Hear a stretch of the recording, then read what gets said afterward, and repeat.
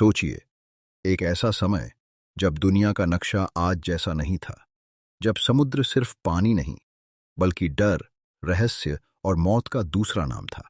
और उस समय एक जगह थी जिसे लोग सोने की चिड़िया कहते थे, भारत। जहां की मिट्टी में खुशबू थी, जहां मसालों की कीमत सोने से भी ज्यादा थी। यूरोप के लोग इस खजाने तक पहुंचना चाहते थे, लेकिन उनके और भारत के बीच खड़ा था एक लंबा, खतरनाक और लगभग नामुमकिन रास्ता। जमीन का रास्ता था, लेकिन उस पर अरब और तुर्क व्यापारियों का कब्जा था। हर बार, हर कदम पर टैक्स, और हर बार कीमत और महंगी। फिर 1453 में फॉल ऑफ कॉन्स्टेंटिनोपल ने सब कुछ बदल दिया। अब यूरोप के पास भारत तक पहुंचने का रास्ता लगभग खत्म हो चुका था, लेकिन जहां रास्ता खत्म होता है वहीं से शुरू होती है खोज।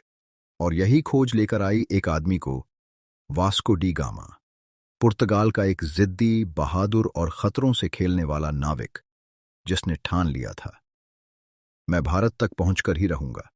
1497, 4 जहाज, करीब 170 लोग और एक सपना। जब जहाज समुद्र में उतरे तो किसी को नहीं पता था कि यह सफर उन्हें जिंदा वापस भी लाएगा या नहीं।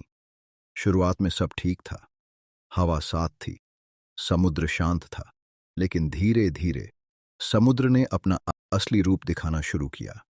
तूफान आने लगे, लहरें पहाड़ जैसी उठने लगीं, आसमान में बिजली चमकती, और हर पल लगता अब जहाज डूब जाएगा। नाविक डर गए, कुछ रोने लगे, कुछ भगवान को याद करने लगे, लेकिन एक आदमी था जो खड़ा रहा, वास्को डी गामा। वह जानता था, अगर आज डर गया तो इतिहास कभी नहीं बदलेगा। दिन बीतते गए और मुश्किलें बढ़ती गईं। खाना सड़ने लगा, पानी खत्म होने लगा, और सबसे खतरनाक बीमारी, स्कर्वी। एक ऐसी बीमारी जिसने कई नाविकों की जान ले ली। लोग एक एक करके गिरते गए, कुछ समुद्र में दफन हो गए, लेकिन जहाज चलता रहा, क्योंकि कप्तान ने हार नहीं मानी। फिर आया वो मोड़ जिसे लोग मौत का दरवाजा कहते थे, केप ऑफ गुड होप। यह जगह इतनी खतरनाक थी कि बड़े बड़े नाविक यहां से लौट जाते थे, लेकिन वास्को डी गामा रुका नहीं। तूफान, हवाएं, मौत, सबका सामना करते हुए उसने इस रास्ते को पार कर लिया, और यहीं से इतिहास ने करवट ली। जब वह अफ्रीका के पूर्वी तट पर पहुंचा तो उसे पहली बार एहसास हुआ कि वह सही दिशा में है। लेकिन यहां भी सब आसान नहीं था। यहां के लोग, खासकर अरब व्यापारी, उससे खुश नहीं थे। उन्हें डर था, अगर यह आदमी भारत पहुंच गया तो हमारा व्यापार खत्म हो जाएगा। कई जगह उसे धोखा देने की कोशिश हुई, गलत रास्ता दिखाया गया, लेकिन किस्मत ने उसका साथ दिया। मलिंदी में उसे एक ऐसा नाविक मिला जिसे भारत का रास्ता पता था, और यही वो पल था जिसने पूरी दुनिया का भविष्य बदल दिया। अब समुद्र शांत था, हवा सही दिशा में बह रही थी, और एक दिन क्षितिज पर एक नई जमीन दिखाई दी। भारत। 1498, वास्को डी गामा ने पहली बार भारत की धरती देखी। कालीकट, आज का केरल। यह सिर्फ एक अराइवल नहीं था, यह इतिहास का सबसे बड़ा मोड़ था। जब वह वहां उतरा तो लोगों ने उसे हैरानी से देखा। अलग कपड़े, अलग भाषा, अलग संस्कृति। वह सीधे कालीकट के राजा जमोरिन के दरबार में पहुंचा। उसने कहा, मैं व्यापार करना चाहता हूं। लेकिन यहां से कहानी ने नया मोड़ लिया। जो उपहार वह लाया था वे बहुत साधारण थे।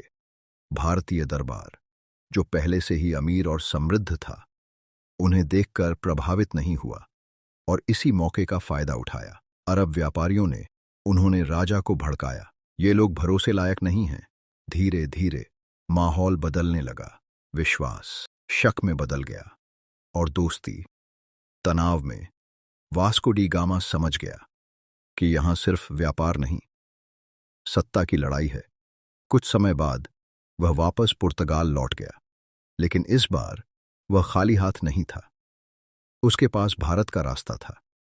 जब वह वापस पहुंचा तो उसका स्वागत हीरो की तरह हुआ। राजा ने कहा, तुमने इतिहास बदल दिया सखा। लेकिन कहानी यहीं खत्म नहीं होती। असल कहानी तो अब शुरू होती है। कुछ साल बाद वास्को डी गामा फिर भारत आया, लेकिन इस बार वह व्यापारी नहीं, एक ताकतवर सेनापति बनकर आया था। उसके पास जहाज थे, तोपें थीं और इरादा साफ था। अब व्यापार नहीं, कब्जा होगा। समुद्र में उसने कई जहाजों पर हमला किया, लोगों को डराया और धीरे धीरे पुर्तगाल ने भारत में अपनी ताकत बढ़ानी शुरू कर दी।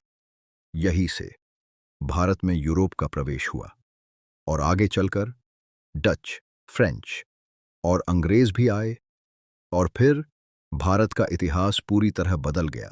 1524 वास्को डी गामा एक बार फिर भारत आया, लेकिन इस बार वह ज्यादा समय तक नहीं जी पाया।